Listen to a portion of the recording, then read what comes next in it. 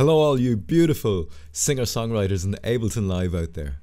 Okay, decided to do a second video tutorial on arrangement view in Ableton Live. This is going to be a more detailed tutorial, so I hope this clears up a lot of issues for a lot of people out there who have people who just want to learn the ins and outs of this particular way of working in Ableton Live. Okay, so how you actually get to between the two default views in Ableton is the tab button. All right, so when you press tab, you on your computer keyboard, it is the hotkey for actually changing between session view and arrangement view. Okay, you can also do this by going to the very top right, and you have your two symbols up here. One is the session view. When you left click on it with the mouse and left click the horizontal lines, which is representative of the arrangement view. Okay, so that's the tab or your actually top right symbols. Okay, now basically the arrangement view is a timeline. Okay, so that when you record into this, your WAV file appears here on this here. Okay, and it's horizontal as opposed to vertical. All right, so here's your header. This is your audio track title, you know, and if you want to change whatever's written in here, you go Control on your keyboard and R, all right, and backspace. Basically, backspace clears it, and then you can just start typing away whatever it is you want. Say piano, P-I-A-N-O, piano. All right, and then you click anywhere outside it to bring up the settle the title in. Okay, these I will go into more in detail at a later stage. These are your ins and outs, and basically what these are would say the routing of audio within Ableton itself and from the outside in. At the moment, as you can see, it's set to external in. You can see there that these are, we say, my ins on my Sapphire 6 audio, you know. So like my external sound card, my Focusrite Sapphire 6, I have my microphone plugged into the left XLR input on it at the moment. And then there's a USB coming out the back of it into the PC. But if I wanted to record in Ableton using that external sound card and the condenser microphone, and because it's going into the left one, I would click on number 1, you know, and basically then that would enable me to start recording audio into here, into this arrangement view and this track specifically. Onto, we say, the activator. This is the activator, and as you can see, the line here, the automated line, goes up and down every time you click it on and off, you know. So it's off now and on, and you can actually write this in, and you can turn it off as you so please, we say, by left clicking and dragging up and down and creating links between the points and selecting them and dragging them up and down to be on and off. So that's very handy. The track activator comes in very handy at times. You have your solo button.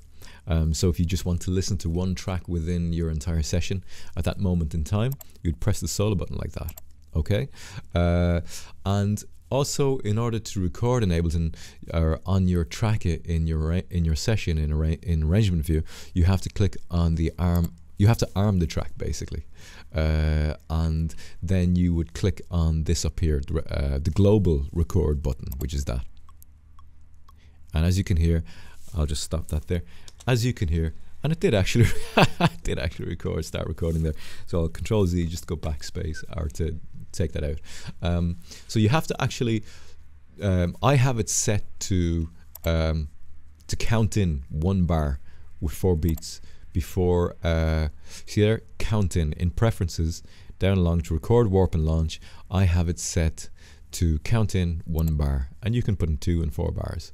Bit depth 24, WAV file type, AIF is the other. So so if I go to record, it'll do that. It'll count in, give you time enough to prepare yourself for the space of 1 bar.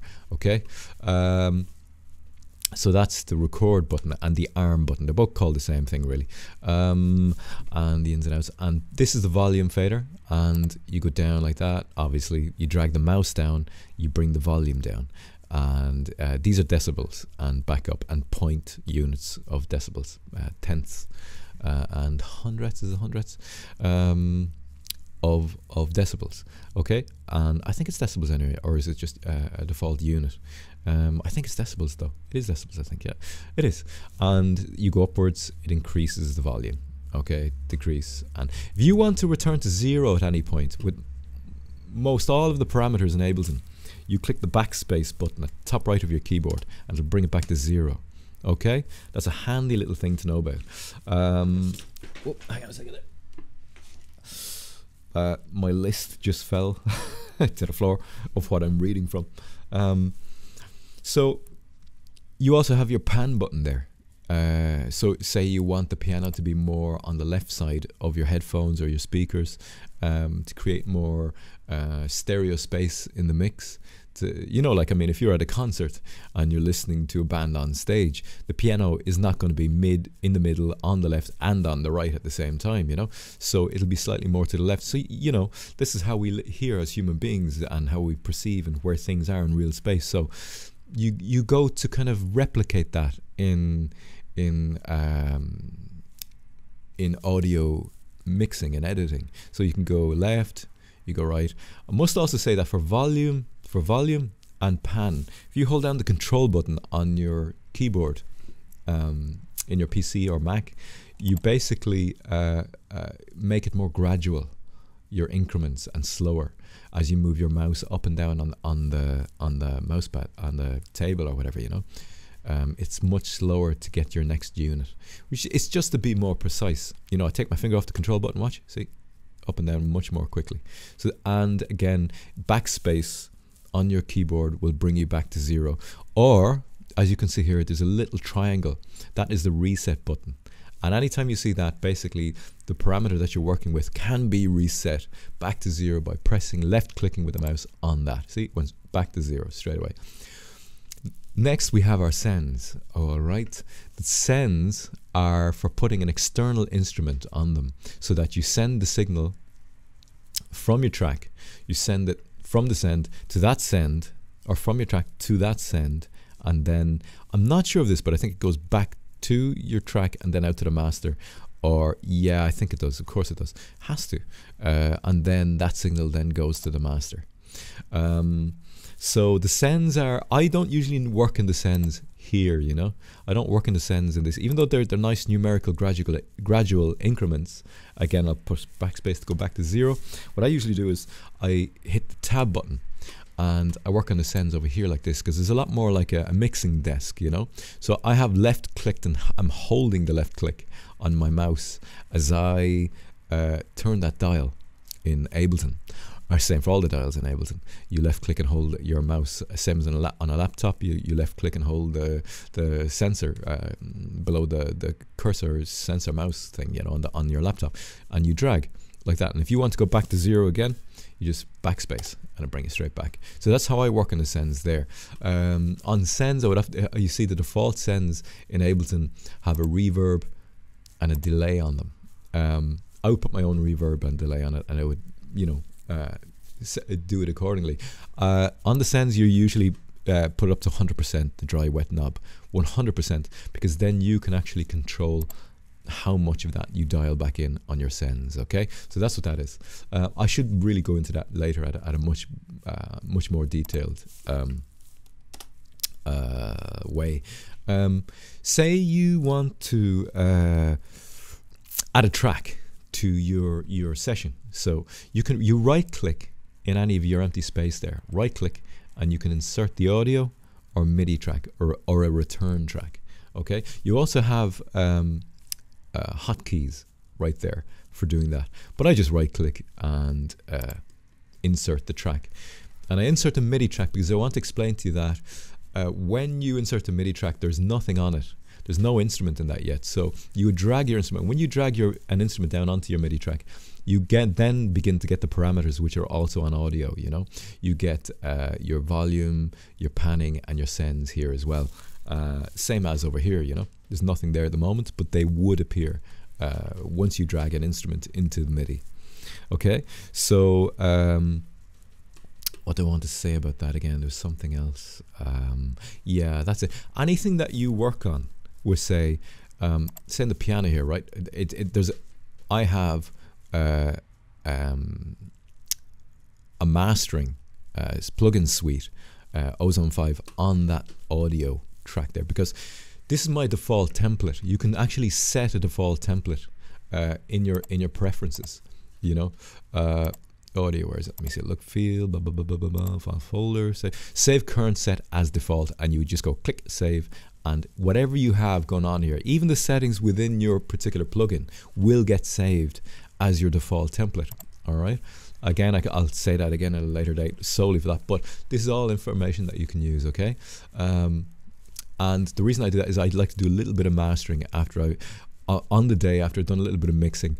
I just level it out a little bit and try to hear it as it would sound with a little bit of mastering through the dynamics and the limiter. So I control N for new, and I drag in the WAV file that I've exported from my mixing session, drag it in there and do a little bit of mastering. You saw that in my last video, and I'll go into more detail about that again at a later stage. But the point I'm making here in regards to using the arrangement view is that at the last thing that you do, okay, the very last thing that you always work on, watch up here, in this audio track. There's no piano, I just named the piano, but say you're on that, right? And now watch these parameters here, right? I'm going to work on the threshold for the low end, the bass of my audio. So watch, I drag that down, the threshold. See up here, went straight, showed it up straight away, what last thing you did. And you can actually, that is the parameter for it there, for that. Okay, so isotope Ozone 5 and dynamic band compression 1, which is that band right there. Okay, so the last thing that you work on shows up in the titles of your mixer up here, which is damn handy, really good. I mean, everything is automatable in Ableton, which is just fantastic. Okay, so so from MIDI, I'll just go on to talk about the master. The master is where all your audio gets sent to the master, and when you export from your session of music on that day, it comes through this channel, okay, and that is your master channel. And you have a lot of different things that you can do in it. You have speaker on, panning, volume, song tempo, which is fantastic. You can actually automate the song tempo, global groove amount, crossfade, which is fantastic. That's the master. That also has volume. That also has I think that. Oh yeah, I want to say to you as well, if you have any if you're curious about what any of the things are in Ableton, any of the parameters, any of the effects, anything at all, right? If you want information, keep an eye down in the lower left part of the screen down here, okay? I'm going to show you that. If you press Shift and question mark, you get up all the information down there, you see? Now if I come up here to the master, look down there, it says track name, okay? Go down to the mixer, it tells you fades, device, chooser. Okay, tells you all the information you need to know. Now I'm going to hover it over the blue there for myself. Preview Q volume. Adjust the preview Q volume by clicking here and dragging up and down. That's for your headphones, I think, basically. More so to do DJing and stuff, but you know, we just keep it set to 0 and you'll be fine. And if you want then that information panel, if you basically know you've been working for 2-3 years like I have, and you know all of this stuff, most in and out, you know, daily stuff, and you want to get rid of the information view, you again just hold down Shift on your keyboard, hit the question mark while holding down Shift, and it'll disappear. Just like that, gone.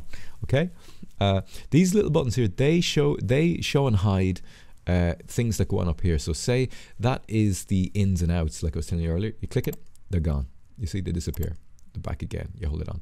These are your returns, these two channels, and any other return channels that you might put there. You click it, they disappear.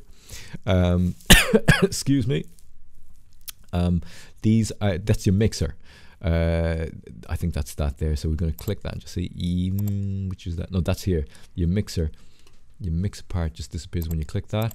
Your delay comes on here. Delay is to make your audio by milliseconds play later or earlier than you have it set centered 0, you know. So that shows your delays there. And you can just save real space by clicking them all down, clicking them on and off. These little arrows are great too for saving real estate space on your screen. When you click them, it minimizes the track and makes it smaller. I mean, you can do it too by left clicking on that arrow and dragging it up and down like that. See, there's too much space there, so I would drag it up to about there. But that instantly minimizes it, which is great too when you want see more tracks on as well as the one that you have open and working on. Also too, if you left click here, you can increase the amount of, you can see more of what's written here. So I hover over a bracket symbol appears, and you left click and you drag it in like that, or drag it out like that, and it's fine. That shows you more of what's written there. That's also the same in the session view. Say over here, like you see, look at all that space there. Also too, like when I was saying there earlier about working on the sends, just to go back on the sends a minute, oftentimes you have this view, which is the default view, and what I like to do is I like to hover the mouse over there, the double arrow comes up, I left click and I drag it up so that I can see it incrementally, the volume fader for that, you know. And if you want to say there's we'll say too much space there, too little, again, when you hover the mouse over it, you can left click and hold and drag it in, and see down there where all those incremental numbers were down there, they've disappeared because you've minimized it too much. So when you pull it out to the right, they appear again. Okay, and if you're ever wondering about that, there you go. I've just told you, you've got gold information there for using in the future. Okay, so let's see, the master collapsible tabs. Talk about navigation properties. Say up here, see this here? This is very small at the moment. See, there's two thick black lines between these two. When you bring your mouse up over it, a hand with a magnifying glass shows. So basically, it's for navigating all along your session, your music session, okay? And if I hover up and the magnifying glass appears, I'll left click and hold, and if I pull down with my mouse on my mat or on my table, it actually expands the view like that. You see that? See all the numbers that start to incrementally divide the metering, like the bars of each bar, you see? And when I push up with the mouse, it minimizes the space. You know, it actually collapses from left and right in on top of itself. Also too, like say you've pulled down to about there and you want to look further down left, rather than do that, you can just left click and hold on that. See what, up you go, hold, and then drag to the left. You just brush your mouse to the left and it goes down along your timeline. You brush your mouse to the right, it goes right along the timeline. That's simple. Also too, another thing to tell you is if you double click on it, it'll actually show everything you have in your timeline. So I'll double click on that now, and you see it just folded up there to that end, to that end. Okay, left to right, showing everything within your session. All right. What else? So basically, what I would say to you is watch it. The way I learned these videos, the way I learned all my information from YouTube. I'm throwing a lot of information at you. I would suggest watching this video once, twice, 3 times, and just letting it sink in. You know, take it in bit by bit. You're not going to take all the same information at once. Go back, watch it 2, 3 times while eating breakfast in the morning, if that suits you, or over dinner or tea, or when you have free time. You know, more than once, because there's so much information here in a program like this that you're going to need more time to take it in bit by bit. But whatever you need, you'll take in for yourself anyway. Which is the way we work as human beings, which is fantastic.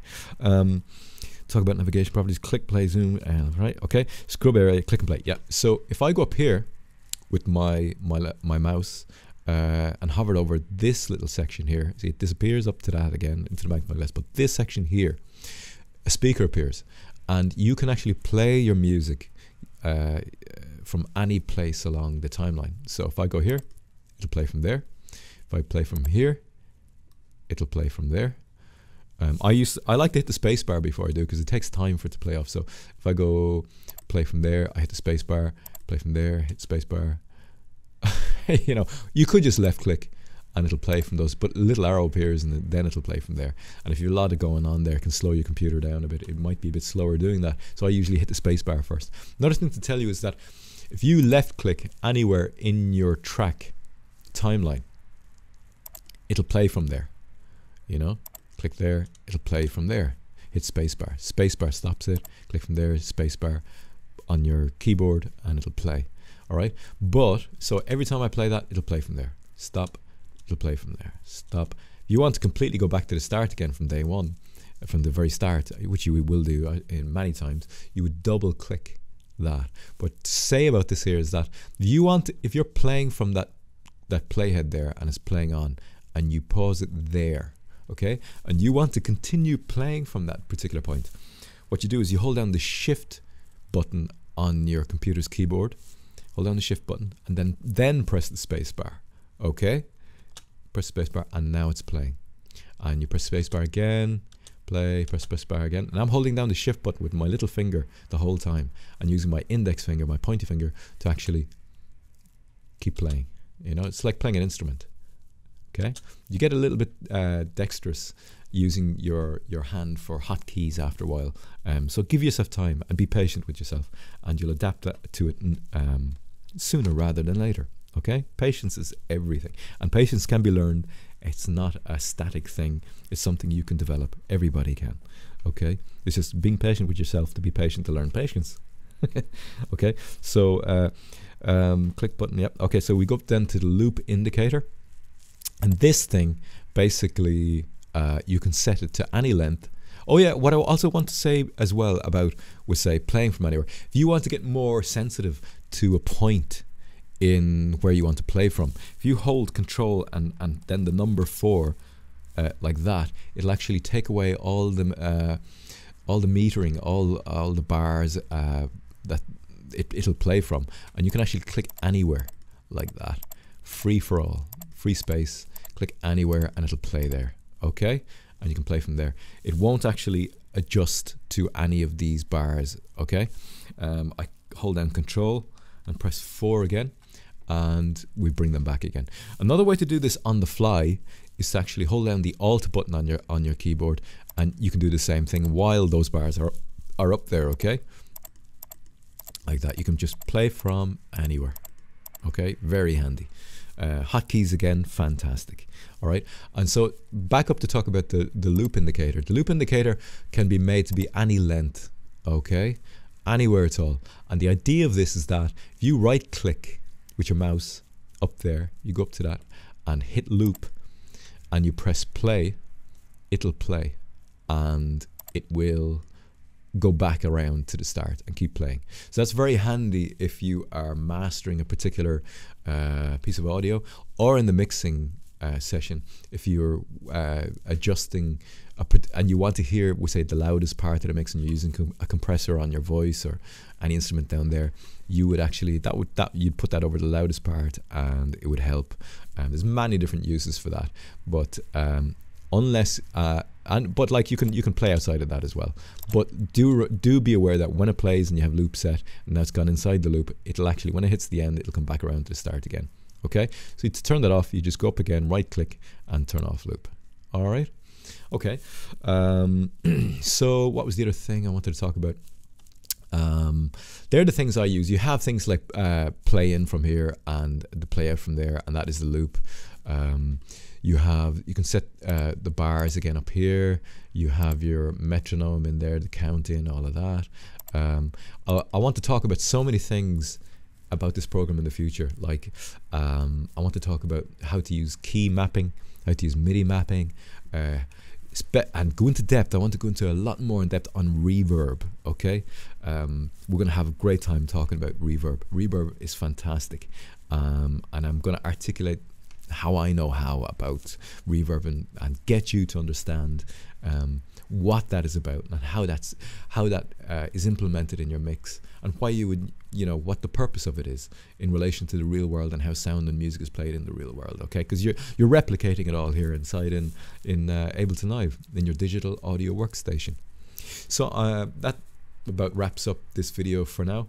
I'm delighted you were paying attention and listening and learning, and really glad to have you along for the journey. Okay, and next time, until then, keep making fantastic music, songs, expressing yourself, singer-songwriters in Ableton Live. Okay, have a good morning, good day, or good night.